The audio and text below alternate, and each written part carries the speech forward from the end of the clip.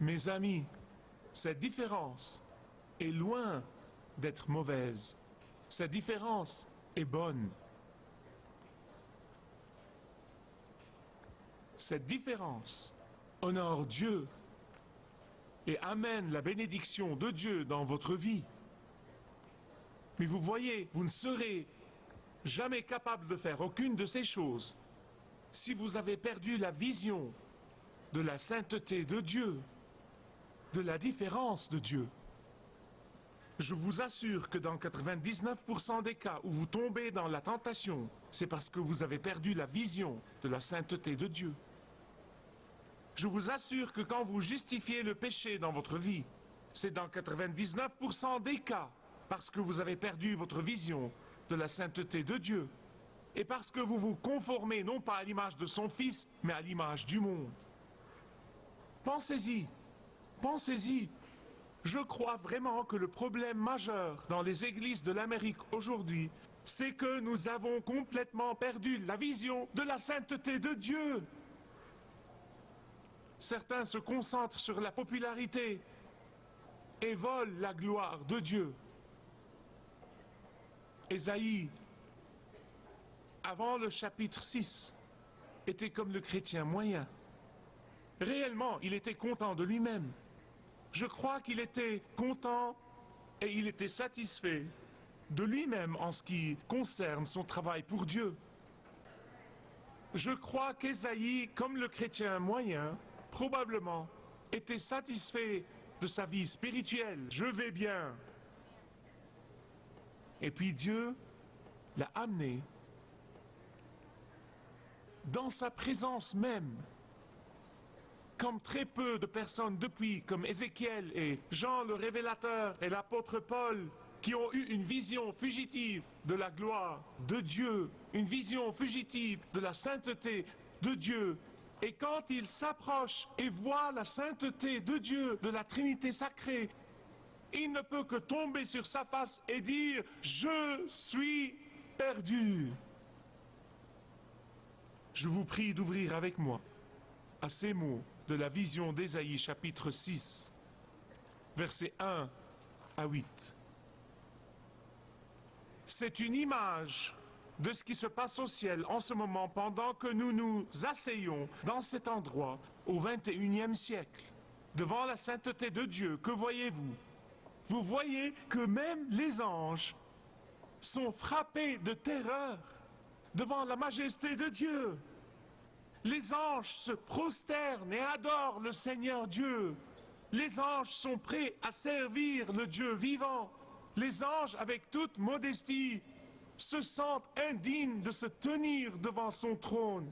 Les anges qui n'ont pas été souillés par le péché humain éprouvent de la peur sacrée et de la révérence devant la sainteté de Dieu. Quelle image incroyable! Visualisez-la avec moi. Et vous savez, nous voici aujourd'hui, nous jugeons les pasteurs et les professeurs d'après leurs compétences et leurs relations, d'après leur habileté, d'après leur utilisation au nom de la technologie ou des autres choses, et non pas d'après leur exaltation de la sainteté de Dieu. Aujourd'hui, nous jugeons les pasteurs et les professeurs d'après leur compétences et non pas d'après leur sanctification. Aujourd'hui, vous entendez des pasteurs qui, quand ils parlent de l'intimité avec Dieu, ne parlent pas de la majesté et la splendeur de Dieu. Ils nous frapperaient littéralement au visage si jamais nous la manifestions.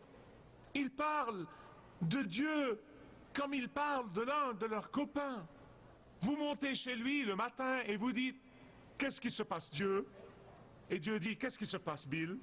Puis vous vous asseyez et vous parlez avec lui. Écoutez-moi, ce n'est pas parce que Dieu nous aime, et parce qu'il nous invite, et parce qu'il nous accueille, et parce qu'il s'occupe de nous, et parce qu'il nous donne l'honneur de venir dans sa présence, que nous le traitons comme s'il était l'un de nos copains qui vit dans le quartier. Quand Ésaïe a été confronté par la sainteté de Dieu, il est tombé sur sa face. Il est tombé sur sa face et il a dit Malheur à moi, je suis perdu. Car je suis un homme dont les lèvres sont impures et j'habite au milieu d'un peuple dont les lèvres sont impures. Écoutez-moi bien. Si le fait de venir adorer un Dieu saint ne fait pas jaillir en vous un sens de manque de mérite, s'il ne fait pas jaillir en vous un sens de gratitude et de reconnaissance, il y a de grandes chances que vous ne connaissiez pas vraiment le Dieu saint ou que votre amour pour lui se soit refroidi il y a longtemps et vous n'en êtes même pas conscient. Je te prie, Seigneur, de nous donner une vision de ta sainteté. En fait, c'était l'humilité d'Ésaïe devant l'Éternel qu'il a qualifié plus tard, non seulement pour le pardon, mais aussi quand Ésaïe a reconnu son impureté, Dieu lui a envoyé un ange pour toucher ses lèvres avec le feu. Ainsi, il a été commissionné de parler au nom de Dieu. Il ne pouvait pas parler au nom de Dieu auparavant, même s'il croyait qu'il pouvait parler au nom de Dieu. Mais bien aimé, le problème de beaucoup de nous aujourd'hui, c'est que nous avons perdu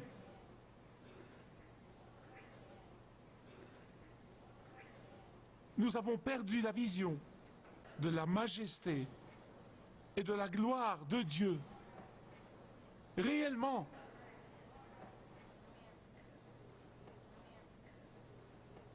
Nous ne nous sommes pas retrouvés face à face avec la sainteté et avec la justice de Dieu. Et le problème de beaucoup de nous aujourd'hui, c'est que nous pensons qu'une fois que nous avons été sauvés lors d'une conférence, nous avons donné notre vie au Christ ou nous avons signé une carte où nous nous disons sauvés, cela veut dire que c'est fini. Et que nous pouvons continuer à vivre à notre façon et à nous en donner à cœur joie. Non, mes bien-aimés, la foi chrétienne, ce n'est pas ça.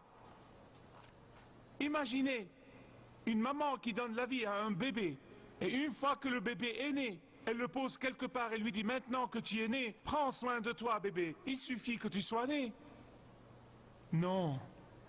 Tellement de gens croient qu'ils ont eu une assurance contre l'enfer quand ils ont été sauvés, et mènent ensuite une vie tout à fait pareille à celle du monde.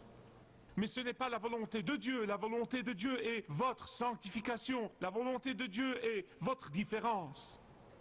Je vais vous raconter une chose. D'après mon expérience personnelle, si vous êtes un enfant de Dieu et que vous ne vivez pas différemment et que vous ne marchez pas dans la sainteté et la sanctification, je veux vous dire que tôt ou tard, vous allez avoir un désastre dans votre vie. Je ne le dis pas pour être de mauvais augure, mais d'après expérience, Dieu va vous affronter à un moment donné de votre vie. Pourquoi ne pas le faire aujourd'hui? Dale Moody a dit quelque chose sur le chrétien qui croit qu'il est ou qu'elle est sauvée et qui de ce fait n'a pas besoin de mener une vie sacrée, sanctifiée. Dale Moody a dit, il vit dans le péché et il se justifie à ses propres yeux. Dale Moody a dit que ceux qui ne sont pas conformes et semblables à l'image de Jésus-Christ dans leur vie, il a dit qu'ils sont comme une bouteille scellée. Et la voilà, placée au pied des chutes de Niagara.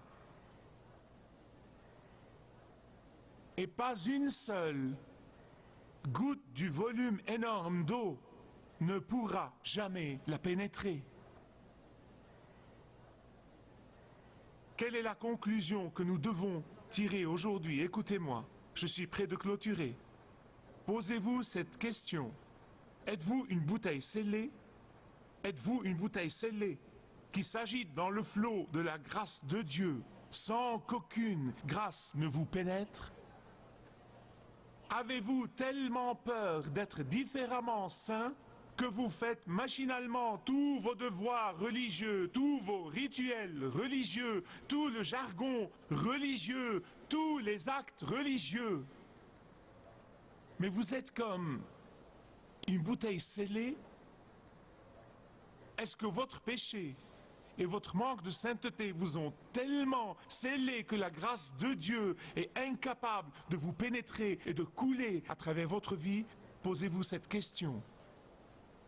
Et ma prière, c'est que vous compreniez la sainteté de Dieu et que vous veniez à lui, non pas avec suffisance, non, non pas avec autosatisfaction, non pas avec une attitude condescendante, cela n'honore pas Dieu, mais dans la crainte de la sainteté de Dieu, que le Dieu saint veuille nous prendre sous son aile, que le Dieu saint veuille nous accueillir, que le Dieu saint veuille communier avec nous. Cela en lui-même est une expérience bouleversante.